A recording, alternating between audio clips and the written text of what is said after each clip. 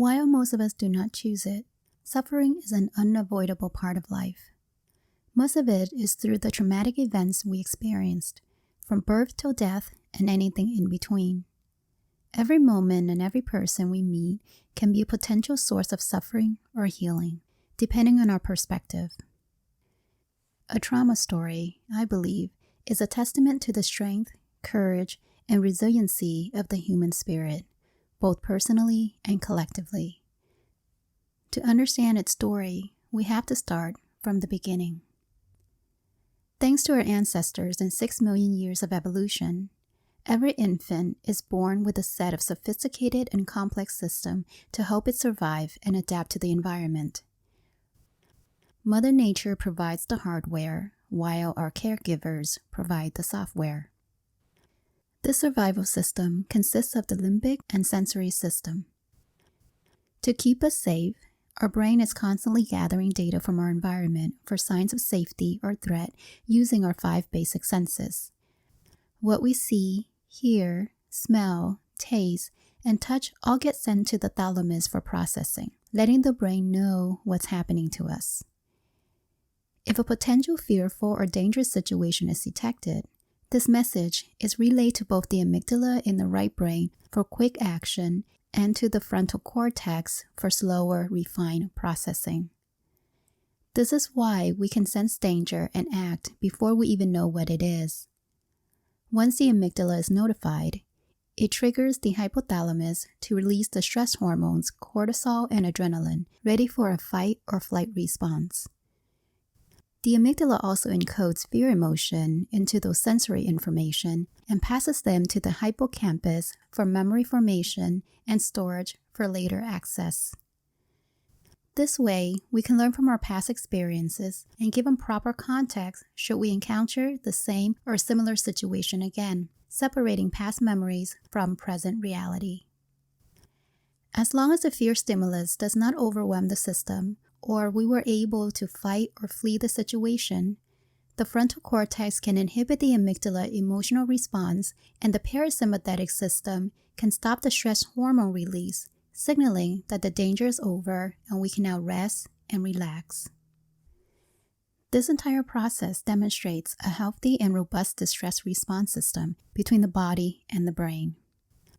First, it accurately detects and interprets the sensory inputs, then responds appropriately to the threat, and lastly, regulates itself back to a calm and restful state once the threat is over. As I said earlier, Mother Nature provides the hardware while our caregivers provide the software. They do that by being attuned to our needs, respond appropriately to meet those needs, help us put words into what we're experiencing and feeling, and is available to soothe us when we're in distress. If our caregivers have done a good enough job, then we can internalize that sense of safety and care within ourselves and with our environment. From there, we can learn to take care of our own needs, protect ourselves, and self-regulate as needed, forming a safe and secure base from which to explore, learn, and grow. Now let's see what happened in the case of trauma when the body and the brain are overwhelmed.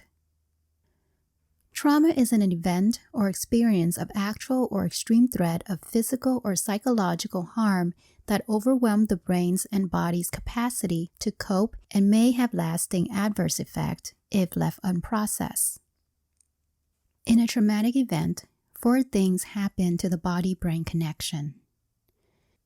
Number 1, the amygdala floods the body with stress hormones and put it in a state of flight, fight, or freeze.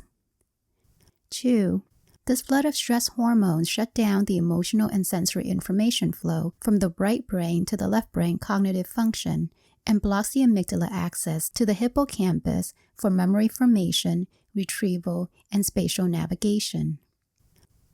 This is commonly known as the amygdala hijacked when fear takes over. 3, due to these communication blockages, the amygdala is unable to receive accurate information about the situation from the left brain or the hippocampus to respond appropriately, unable to shut itself down or self-soothe after the danger is over. And 4, This put the body in a constant state of hypervigilance and anxiety, with fragmented images and sensations stored in the right brain, while traumatic emotions are held in different parts of the body, primarily in the gut, muscle, and skin. The person is then left with sensory and emotional overload without a coherent narrative and may experience psychosomatic symptoms without any biological cause. If these traumatic sensory and emotional fragments are left unprocessed, they can become triggers to re-traumatize the person at any time, causing the person to re-experience the original trauma with all its terror as if it's happening in the present. This can lead trauma survivors to overreact, adopt extreme behaviors such as self-harm, addictions, or eating disorders to manage and control these body memories, intrusive images, flashbacks, and painful, frightening, dissociated affects. Trauma always leaves an imprint on the body, mind, and soul. It can fundamentally change the way we think, feel, and behave. I call this the 4 Ds of post-traumatic change. The first one is dissociation. This is a biological survival mechanism that separates our conscious awareness in the left brain from the frightening feelings, sensations held in the right brain and body. Some has described it as an out-of-body experience. It is a common response to early and/or cumulative trauma, such as in cases of childhood sexual or physical abuse when it is not safe to be in the body. This way, we can still function by not having to feel or remember the overwhelming distress of the trauma, pretending like it had never happened. Or we can remember what happened, but retell the story in a stoic way, without any feelings attached.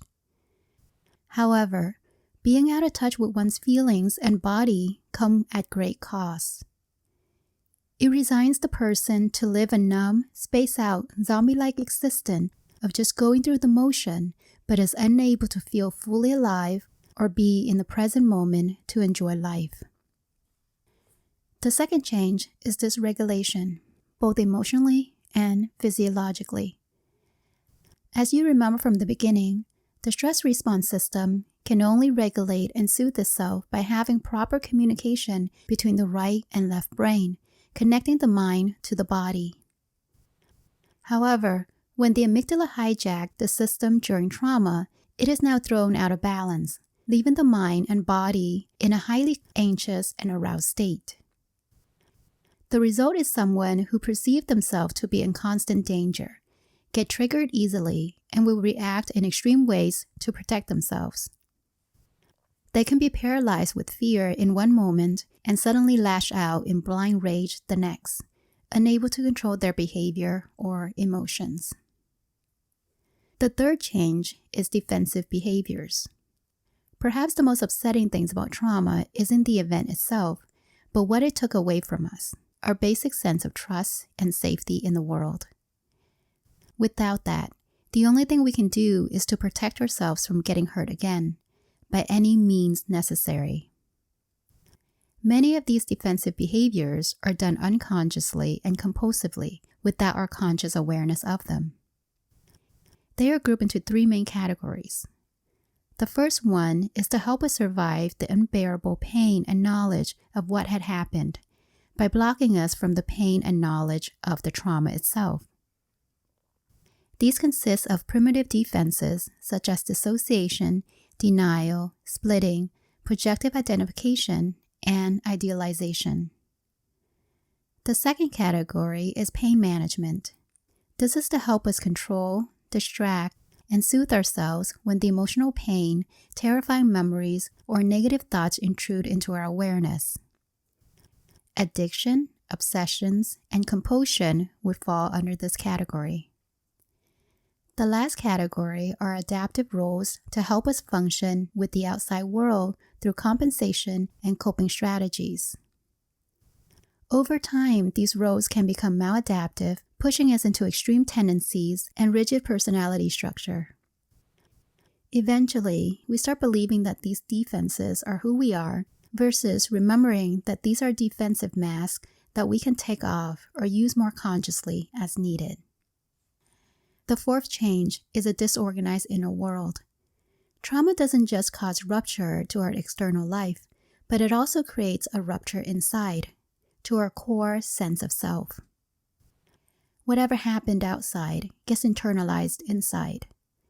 So even though the outer trauma ends, the sequela continues to traumatize the survivor's inner world, with persecutory inner voices, frightening images, and an overwhelming sense of guilt and shame. To fully understand this concept, please watch part 2 of this series, The Inner World of Trauma Survivors.